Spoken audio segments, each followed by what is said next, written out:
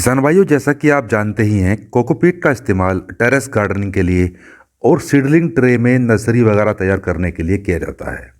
और गार्डनिंग के शौकीन लोग पॉटिंग मिक्स अर्थात पोट वगैरह में डालने के लिए मिट्टी में मिक्स करके भी इसका इस्तेमाल करते हैं।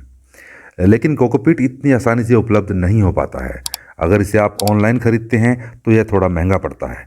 किसान भाइयों, आपने कुछ वीडियोस में देखा भी होगा कि कोकोपीट के विकल्प के तौर पर हम लकड़ी के बुरादे का इस्तेमाल भी कर सकते हैं, जो आसानी से आरा मशीन पर फर्नीचर बनाने वाले मिस्त्री के यहाँ से उपलब्ध हो जाता है। अब सवाल यह उठता है कि क्या हम इस लकड़ी के बुरादे को ऐसे ही कोकोपीट की तरह सीधे इस्तेमाल कर सकते हैं या नहीं।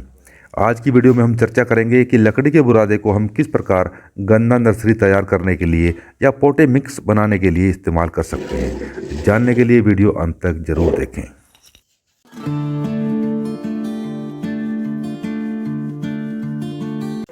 किसान भाइयों नमस्कार, मेरा नाम है देवेंद्र सिंह और आप बने हुए हैं मेरे YouTube चैनल क्रिएटिव देव पर। किसान भाइयों, लकड़ी के बुरादे को कोकोपीट के स्थान पर पोटिंग मिक्स बनाकर एक ग्रोइंग मीडियम की तरह अगर आप इस्तेमाल करना चाहते हैं तो सबसे पहले हमें इसे डिकम्पोज करना होगा, क्योंकि बिना डिकम्पोज किए हुए इसे इस्तेमाल करने से ना ही तो डाली गई नर्सरी में अंकुरण होगा और ना ही इसमें लगाया गया पौधा ग्रो करेगा।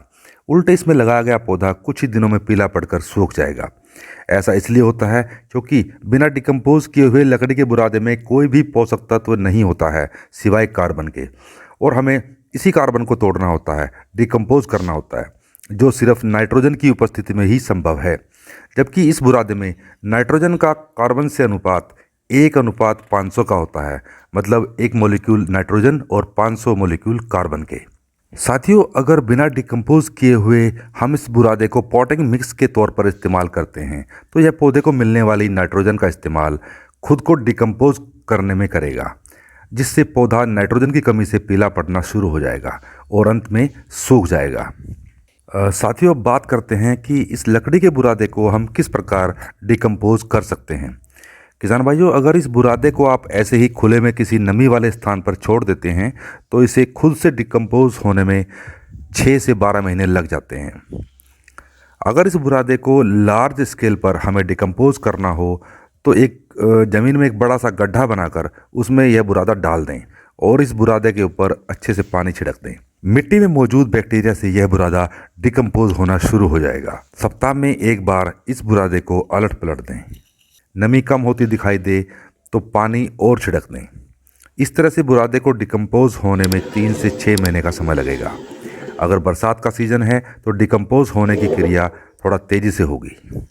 साथियों, अगर ज़्यादा बड़े स्केल पर हमें इस बुरादे को डिकम्पोज नहीं करना है और हमारे पास मात्र 20 से 30 किलोग्राम लकड़ी का बुरादा है तो इस बुरादे को इतनी ही मात्रा अच्छे से सड़ी हुई गोबर की खाद में अच्छे से मिक्स कर लें। गोबर की खाद में पर्याप्त नमी होनी चाहिए।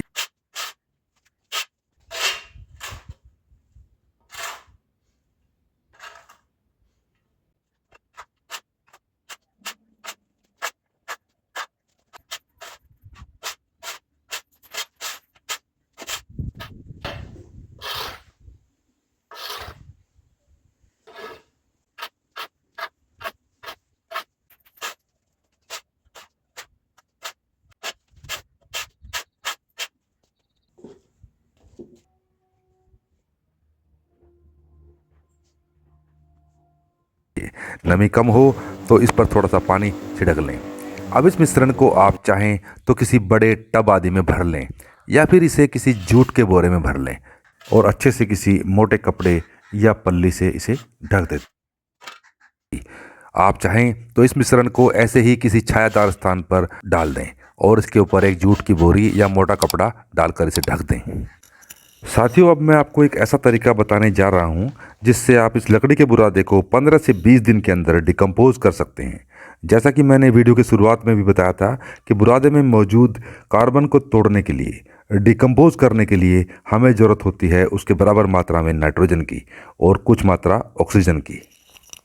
इसका मतलब यह हुआ कि अगर लकड़ी के बुरादे को बराबर मात्रा गोबर की खाद में मिक्स करके हम छोड़ देते हैं तो डिकम्पोज होने की प्रक्रिया तो शुरू हो जाएगी, लेकिन कंपोस्ट खाद में मौजूद नाइट्रोजन से यह प्रक्रिया अपना समय लेगी। अगर इस मिश्रण में हम अलग से नाइट्रोजन उपलब्ध करा दें तो डिकम्पोज होने की प्रक्रिया तेज़ी से होगी। नाइट्रोजन अलग से उपलब्ध कराने के लिए आप NPK 18-18-18, NPK 19-19-19 जो स्प्रे के लिए आता है या किसी भी रेशियो में उपलब्ध NPK की 1 किलोग्राम मात्रा को 5 लीटर पानी में घोलकर इस मिश्रण में अच्छे से मिक्स कर दें। NPK में उपलब्ध नाइट्रोजन जहां डिकम्पोज होने की प्रक्रिया को तेज करेगा, वहीं इसमें मौजूद फास्फोरस और पोटास लकड़ी के बुरादे के डिकम्पोज होने के बाद इसे एक बेहतरीन सोर्स ऑफ न्यूट्रिएंट्स बनाएगा।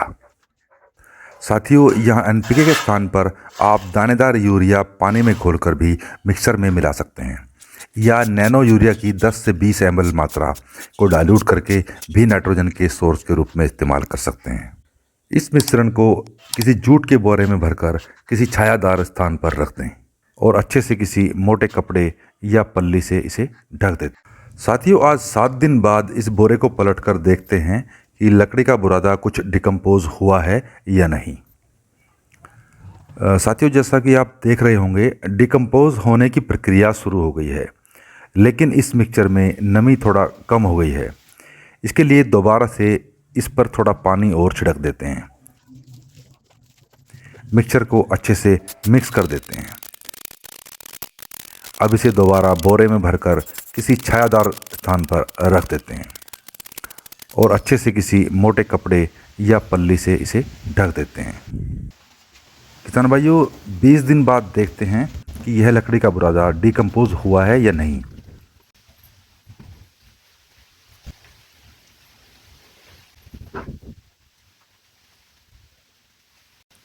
आप देख सकते हैं कि लकड़ी का बुरादा डिकम्पोज हो गया है। जो बड़ा पीस आप देख रहे हैं, ये सब अच्छे से डिकम्पोज हो गया है। डिकम्पोज होने की वजह से यह काला भी पड़ गया है। तो साथियों, आपने देखा कि मात्र 15 से 20 दिन में ही यह लकड़ी का बुरादा डिकम्पोज हो गया है।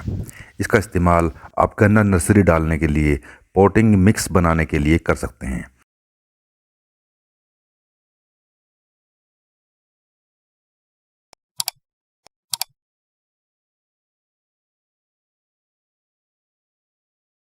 इसमें वो सब प्राइमरी न्यूट्रिएंट्स हैं जैसे नाइट्रोजन, फास्फोरस व पोटास जो किसी भी प्लांट को ग्रोथ के लिए चाहिए होते हैं।